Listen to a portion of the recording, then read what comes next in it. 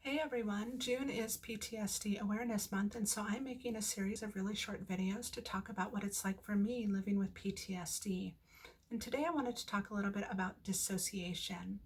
So dissociation actually covers a broad range of disorders. The one that you may have heard of is something called DID, which stands for Dissociative Identity Disorder. A long time ago, this was called multiple personality disorder, but that's really a term that's very outdated and sort of offensive and rude, so we don't use that term anymore. I do not have DID, so I won't be talking about that today. I'll be talking about what it feels like for me and the type of dissociation that I have. So my dissociation normally starts when I start to have an intrusive memory or a flashback, and my mind sort of takes me away to a place where it's protecting me from either real or perceived danger. For me, what it feels like is if you can imagine that there's a little box inside of your mind and somebody's cut out a little window that you can see through, but they've put a little light curtain over the top of it. So everything looks dreamy or gauzy or kind of far away and not real. So that type of dissociation is called derealization, and most people who have derealization have that as the result of repetitive chronic traumatic events in their childhood, which is the reason why I have that. So when I'm dissociating, I can hear you and I can see you, but I may not be able to respond to you at that point in time, or else my response will be really minimal to you. So sometimes dissociating can feel really scary and frightening because I know that I'm not able to respond to people either verbally or physically in any way, shape, or form. But it's also scary because when I stop dissociating, I don't remember everything that happened during my dissociative period. So the best way for me to explain that to you would be if you have ever woken up in the morning and you know that you've had some sort of crazy weird dreams at night, but you can't remember what those dreams were about, but you know that you had them. And so that's kind of how I feel. I know that I've been talking to a friend, or I know that I've been in a meeting, or I know that I've been to a store, but I can't remember anything that happened during that time frame because I was dissociating. Because I've been working with my therapist for so long now, we've been together for about a year and a half, I've become more aware of my dissociation. So there are times now when I can feel that the dissociation is coming on. So for me, that's a sensation of almost like my brain is running through quicksand. My thoughts really start to slow down, and maybe I'll get stuck on the same word or phrase over and over again. So now when I find that I'm going to dissociate, I'm sometimes able to make my way to a safe space where I know that I'm going to be okay in that space. And I can try and use my coping skills, which I'll talk about in a later video. And if I'm not able to use my coping skills to calm myself down or bring myself back out of that flashback or intrusive memory, then I know that I'm someplace safe where I can just go ahead and dissociate and I won't be harmed during that time frame.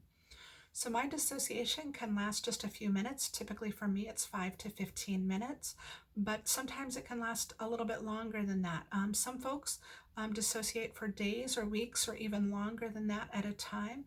The longest dissociation for me that I'm aware of was a little bit over 2 hours. I was at a shopping mall and something triggered me, and I started to have that feeling in my brain of quicksand. So I made my way to a public restroom and locked myself in a stall. I tried to use all of my coping skills to stop the dissociation, to bring myself out of that flashback, but at that moment just wasn't able to do so. And so the last skill that I tried to use was texting a helpline. And so I texted them and I told them that I was in a safe space, but that I was starting to have a flashback, and was hoping that somebody could just talk to me to keep me grounded at that point in time. So I can tell by the time that I sent that message until the time that I was able to respond again was a little bit over 2 hours worth of time. During that time frame, the crisis worker kept texting me back to make sure that I was doing all right and that everything was okay. So I was happy that I was eventually able to text her back and say, you know, I'm good, and that I'm doing okay. But then it took me probably about another 2 hours before I was able to get to my car and drive home at that point in time. So it can be a little prolonged for me at points in time. So what I want you to know today about PTSD, and especially about dissociation, is that there are many different types of dissociation, and that also there are many different types of treatment available for it. You don't have to live with dissociation or with PTSD. For me, I've been using a combination of something called talk therapy, which is where I go and see my therapist every week. And then we've also been working on something called prolonged exposure to work through my traumas.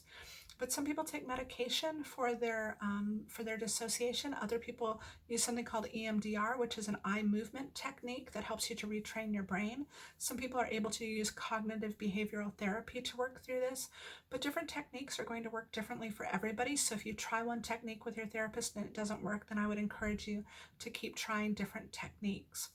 I also wanted to share with you that the number of the phone line that I texted that day for help was 741-741. So if you ever find yourself in need of a little bit of assistance, you don't have to be in crisis, you don't have to be having a flashback, you don't have to be suicidal, you don't have to be filled with anxiety. Maybe you're just having a really bad day and you're feeling a little bit depressed and you just need somebody to kind of talk you through that. You can text HOME, HOME, to 741-741, and somebody will be there to help you out. It's free and it's confidential. They don't keep a record of your call or excuse me, of your text messages. So please feel free to reach out to them if you need help.